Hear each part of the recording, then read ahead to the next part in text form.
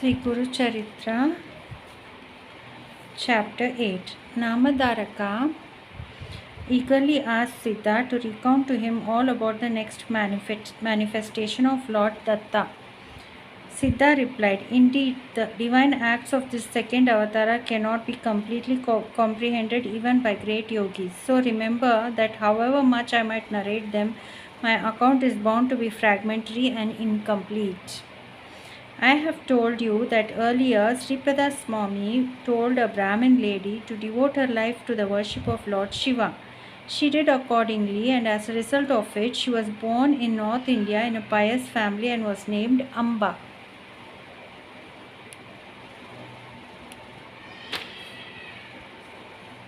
She grew up into a handsome, chaste girl, and she was married to a pious young man by name Madhava Sharma. He was devoted heart and soul to the service of her husband. His noble company added to the holy tendency she developed as a result of her spiritual discipline in her previous life. She now became an ardent devotee of Shiva. In course of time, she gave birth to a son. The child did not cry, as is usual at birth. On the other hand, the only sound he uttered was Om, and everyone there was amazed at it. Astrologers assured Madhava Sharma that their child was indeed an avatar of Lord. They also prophesied that he would renounce all worldly ties and that he would uplift the fallen souls. They said that Madhava Sharma was indeed blessed by the birth of such a child. The news that the child arrived uttered the sacred syllable immediately at birth spread to the neighboring cities and towns. Devout men and women came to see the child in great numbers.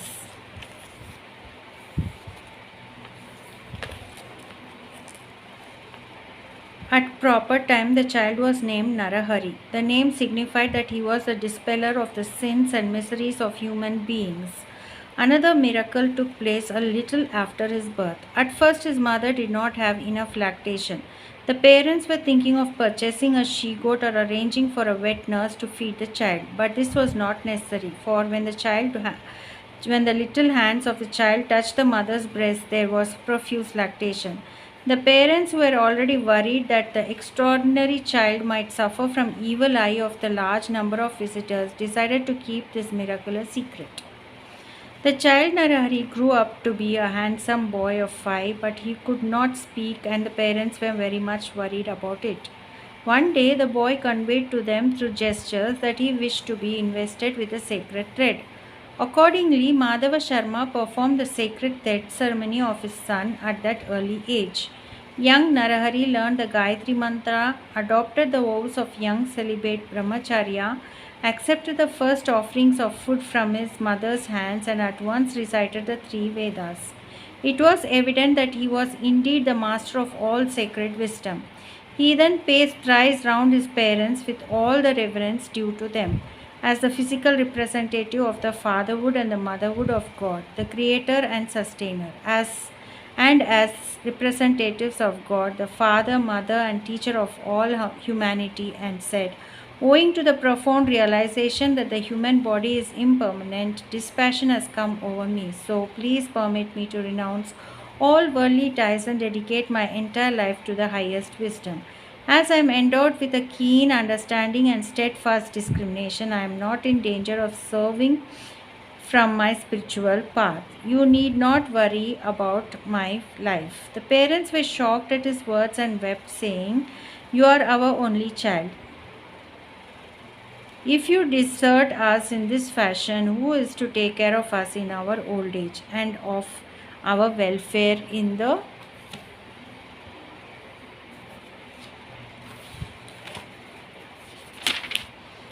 realms beyond death? You may as well renounce the world after leading the life of a householder for some time and after begetting sons." Narahari replied, "Mother, Scriptures ordain that one should renounce the world only after living as a householder for some time. But this is imperative only in the case of those who cannot conquer their desires. But owing to my previous state of existence, I am endowed with innate dispassion even at my birth. So I do not want to enjoy the objects of the senses which can only lead to misery. So I shall pass on from the state of celibacy directly to the life of a sannyasi. Thereby I shall only confirm my perfection. Indeed, there is no nobler cause than this to one who is endowed with discrimination. In this age of Kali, the average span of life granted to man is a mere 100 years. Half of it is spent in sleep, part of the rest is spent away in ignorance of boyhood and the waywardness of youth. Another large chunk of it is frittered away in the service of family and kinsfolk. The salinity of old age gobbles up another portion of what little is left to him. But after all, wealth, family ties, and responsibilities are as unreal as a dream. Youth is transient as a flower which soon withers. Thus, life is very short when viewed in the light of the only purpose of it, that is self realization. The wheel of time destroys all forms of life, including the gods, relentlessly. To be emotionally attached to anything in this phenomenal world amounts to mere self betrayal and is self defeating too. This body, with the skin as its surface layer, flesh, bones, and the blood within, is as frail a structure as a water bubble. Excessive fondness for one's wife and children is the root of all other evil tendencies. In itself, this body of ours is made of innate matter and is ever changing and perishable. Only the self within is eternal and is our only true being. Joys and sorrows of worldly life are merely relative, subjective, and are therefore illusionary experiences to the realized. Man can break the fetters of this illusion only through the grace of the Guru. He who is born as a noble Brahmin and yet does not do anything to secure liberation from this illusion deceives himself. Therefore, O mother, do not hinder me in my resolve. You shall be blessed with some more children. Go on meditating on me, and thereby you shall cross the ocean of misery and ignorance too. So saying, Narahari again blessed his mother with the vision of his divine form. She perceived it through the eye of wisdom and was at once reminded of her previous birth. So she said to the Lord, Holy One, you are indeed Lord Sripada, who in my previous life saved me from my unwise resolve to commit suicide. I bow before you. Your glory cannot be comprehended in its fullness, even by the four-faced Brahma. How then can I, a deluded mortal, know it? Even this little wisdom was bestowed on me by your grace and as a result of my good fortune. You are indeed the unbounded one. All the universe have their being in their infinite expanse. To say that you are born to me as my son is but a fallacy, for you are eternal. But the whole of my ancestry and that of my husband are sanctified by your birth in our family. Yours is the omnipotent will. I shall not hinder your resolve to renounce the world for the welfare of all sentinel beings. Bless me that this glorious vision of yours divine form is forever impressed on my heart. You have assured me that I shall be blessed with a few more children. Pray and stay with us at least till such time. Lord Narari graciously accepted to her request and stayed away. The blessed couple used to worship the Lord every day with full awareness of his divinity. Many were the learned who flocked to him for the elucidation of intricate questions in scriptural knowledge. Many of them got their doubts clarified and attained self-realization. This is no task to one could uplift even the dull-witted. In course of time, Amba was blessed with the birth of twins. When they were 3 months old, Narari said to his mother, Mother, you are now blessed with these two children. You shall have two more sons and a daughter. Please permit me to renounce the world now. She consented. He covered his head with a piece of cloth, put on wooden sandals, covered his body with the earth robe and wore a cord pin. Taking a staff in his hand, he set out from his home in joy.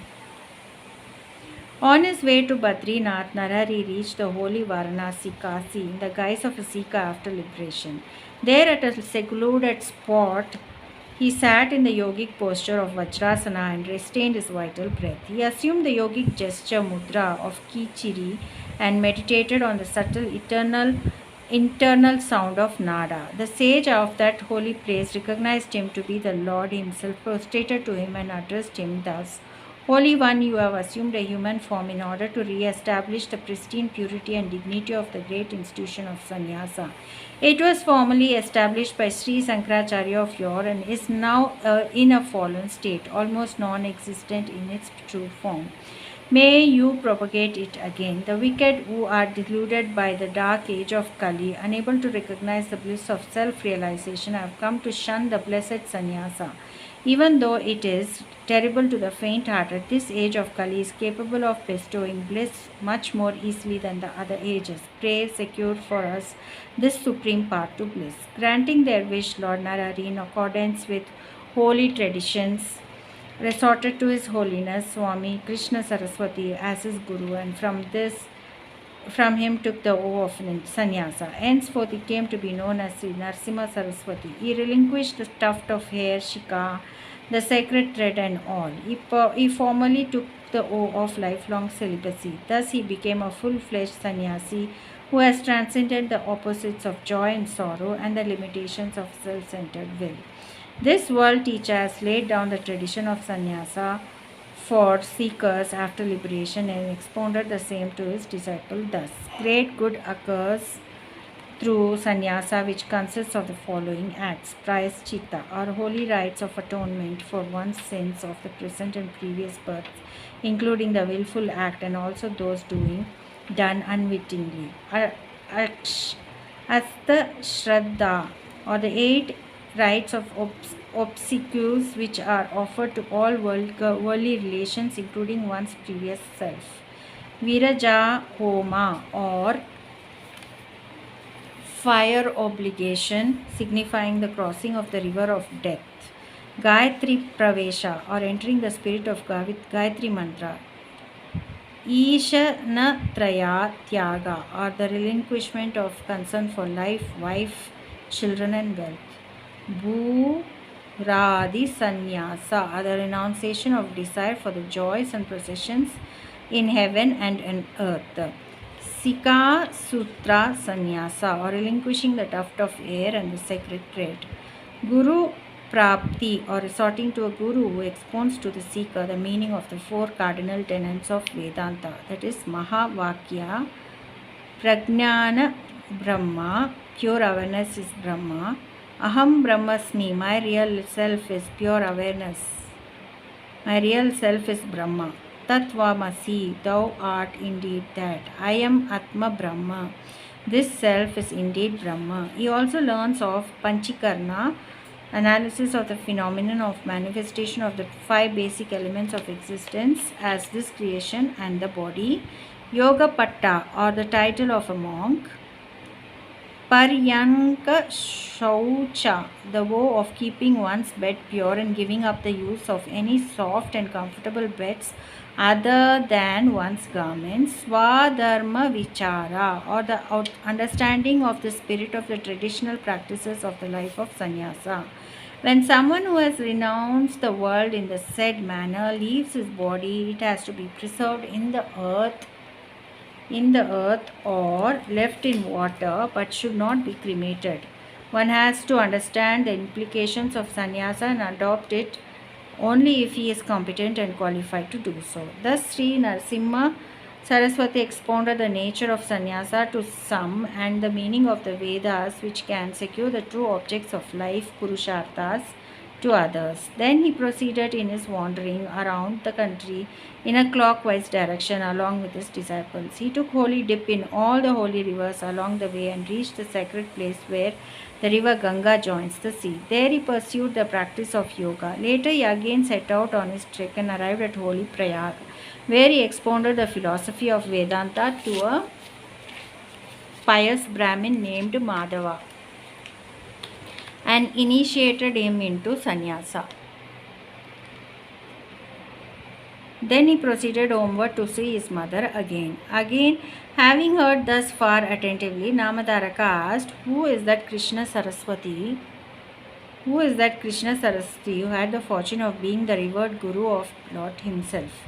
Why did the Lord himself need to be initiated by him into sannyasa? Siddha replied, Just as Sri Rama became the disciple of sage Vasishta and Sri Krishna resorted to sage Sandipani, Sri Narasimha too resorted to Sri Krishna Saraswati. For once he assumed the human form, it behoves that he should respect the holy law of mortals, which alone ensures their lasting good. Else the law will fall into a general neglect. Hence the holy ones never ignore it. Even the Bhagavad Gita says, whatever the best of mortal does, the world follows. Now I shall tell you the spiritual lineage of Sri Narasimha Saraswati. Shiva was the first Guru. Vishnu was his first disciple. Brahma was a disciple of Vishnu, and henceforth the lineage went on like this. Brahma, Vashishta, Shakti, Parasara, Vedavyasa, Shuka, Gaudapada, Govinda, Shankara, Bhagavatpada, Viswarupa, Bodha Jnani, Simhagiri, Ishvara, Narasimha, Vidyatirtha, Shivatirtha, Bhagirathi, Tirtha, Vidyaranya, Malayananda, Devatirtha, Yadavendra Saraswati, Krishnananda Saraswati, who initiated Lord Narasimha of our story into sannyasa. This Krishnananda Saraswati was ripe in age and wisdom, hence Narasimha resorted to him. Guru Brahma, Guru Vishnu, Guru Devo Maheshwaraha, Guru Sashat Parabrahma, Tasmai Sri Gurave Namaha. Digambara, Digambara, Sri Padavallabha Digambara, Digambara, Digambara, Vaduta Chintana Digambara. Sri Guru Charitra, Chapter 8.